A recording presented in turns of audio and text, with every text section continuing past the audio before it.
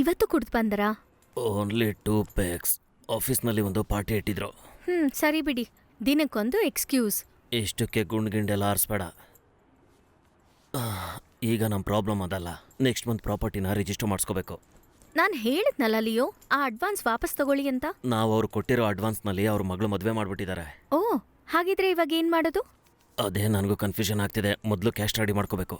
ಹೇಗೆ? ಒಂದು ಬ್ಯಾಂಕ್ಗೆ ಕನ್ನ ಹಾಕೋಣ. ಸೀರಿಯಸ್ ಆಗಿ ಮಾತಾಡ್ರಿ. ಮತ್ತೆ ಇನ್ನೇನು ಮಾಡು ಅಂತ ಹೇಳ್ತೀಯ ನನ್ನ? ಬಾ, ಆ ವಿಷಯ ಬಿಟ್ಟಾಕೋ.